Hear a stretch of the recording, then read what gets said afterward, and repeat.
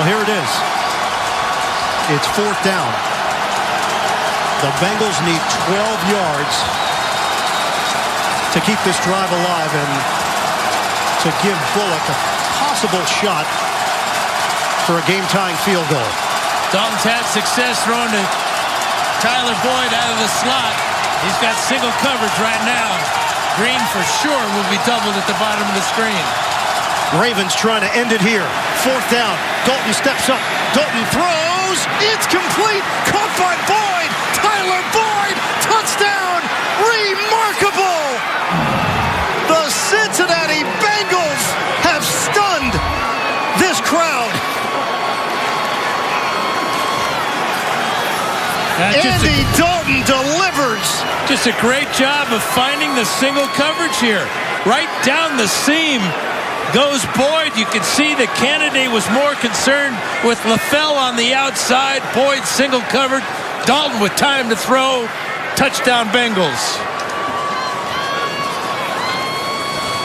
Dan, you said keep an eye open for Boyd working out of the slot. That's exactly what Dalton did. Marvin Lewis, a smile on his face in what could be a swan song. And they are 44 seconds away from ruining Baltimore's party. The extra point is good. The Ravens have 3 timeouts remaining, but they now trail 31-27. If Cincinnati wins, Buffalo goes to the playoffs.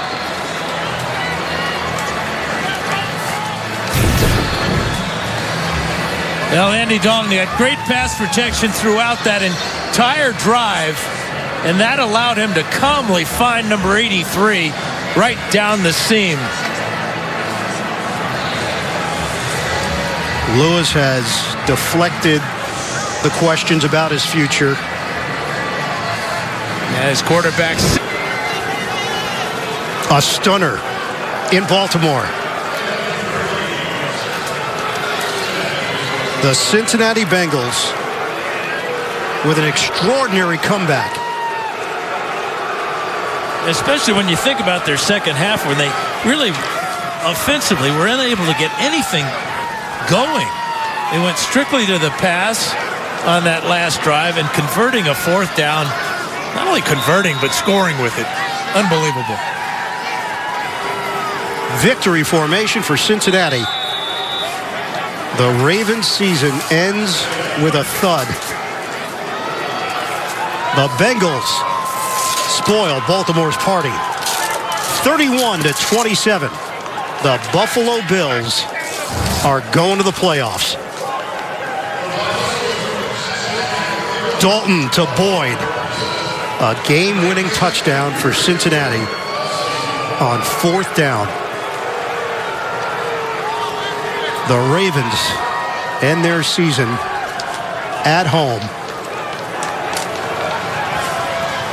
9-7 for Baltimore. They won 5 of 6 to get to this point, but could not finish the deal against the Cincinnati Bengals in what most believe is the final game for Marvin Lewis as the head coach of the Bengals. They get a win to finish the season at 7-9. The AFC playoffs are set. The Buffalo Bills will go to Jacksonville. The Tennessee Titans will head to Kansas City. New England #1 seed, Pittsburgh #2. They'll wait to see who their opponents are in the divisional round. Get this ball out right away. The whole NFL is watching. A 4th and 10, and here they come. Mayfield's pass is intercepted by Mosley, and the Ravens are going to take the division.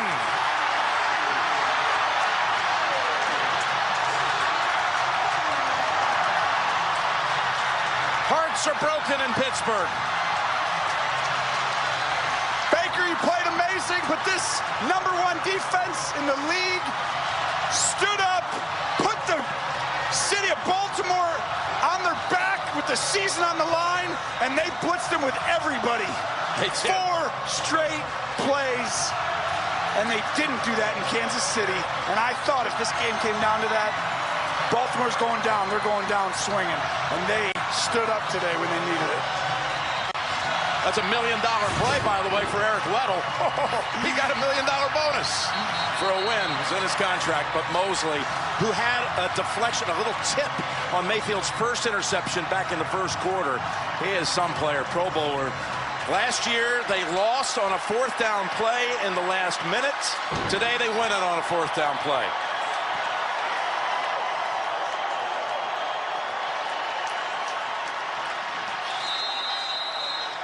Well, just, you have to understand, this throw was actually great by Mayfield.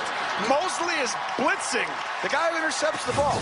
But what they do is they say, if you're blocked, he's going to come, and Mayfield sees the guy running. Mosley backs off, and he really had the first down, but Mosley backed off out of there. And there's the Steelers watching the moment their season ended. Right there.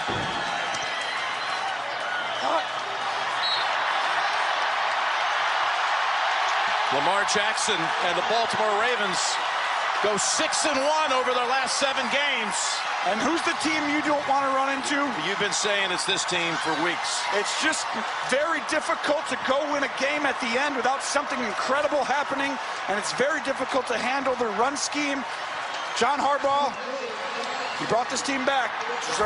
Day 3 of practice is complete, putting a bow on mandatory minicamp for the week. I'm Jesse Knock, joined by Garrett Downing and Ryan Mink. And guys, it's been an interesting week, to say the least. Lots of back and forth going on. What did you see, Garrett, today from day 3? Well, I thought today Lamar Jackson had his best practice, certainly of minicamp, maybe the entire offseason program. I looked specifically at a red zone drill during 7-on-7 work. Lamar was carving up the defense, if we're being honest. He threw 5 touchdowns to 5 different players during that stretch. Willie Snead, Seth Roberts, Mark Andrews. Who am I missing here on this one? There's a couple other guys that also got in. Hayden Hurst. Hayden Hurst got one. And Jaleel Scott. There you go. Boom. A bunch of different guys got in on the action. I really just thought Lamar seemed to have a good touch on his passes today. He spread the ball around to a whole bunch of different guys. Also, you know he has speed. Obviously, there's no question about that. But there was one play in particular where he kind of rolled outside, got in the open field, and it's just fun to see him get in the open field. He put some juke moves on guys like Earl Thomas. So I thought Lamar had his best practice, and that was encouraging to end minicamp and the entire offseason program on a high note for Lamar and this offense.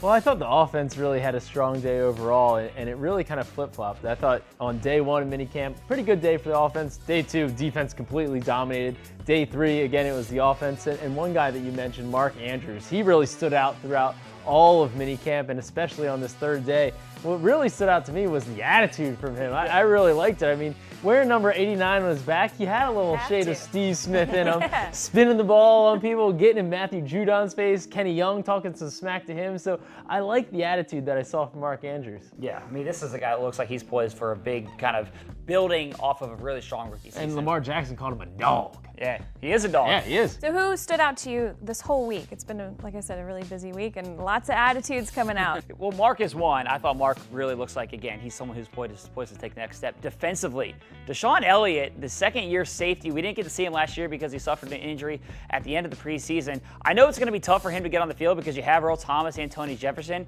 but Wink Martindale said this week that they're going to find ways to get good players on the field, and Deshaun Elliott certainly looks like a good player. He came up with interceptions. If you want to get noticed, you just go make plays. It's the old, we keep talking about Steve Smith here. Steve Smith's advice to rookies when he got here was make a play a day. Deshaun Elliott made a play a day, it felt like every single day during practice, and that's the key for a young player. Yeah, one group I look at is wide receiver. We always want to talk about that group, and it's kind of a crowded position right now. One player that stood out to me was Jaleel Scott, second-year player who missed his entire rookie season on IR. Just plucking balls. I mean, he's a big-bodied dude, and what you want to see from him, in particular in the red zone, is him plucking touchdowns away from defensive backs. Saw that. Strong hands catches. Had 2 touchdowns today, and I think over all of minicamp was really a standout from that group after Chris Moore was kind of the early guy who stood out in OTAs. Can I throw just one other position in there? I think their running backs look good. I think Mark Ingram is going to be a critical piece for this offense. I like Gus the Bus, too. Gus Edwards had a really strong offseason, a really strong minicamp. He's another guy who caught a touchdown from Lamar during red zone. Better as a pass catcher. His route running is a lot better. He didn't catch hardly any passes last year, but I think he's going to do some of that this year. So I love what I've seen from this running back group. I love it. It's super exciting with just a few weeks left until training camp. The players are off until then. We are not. So keep it right here for all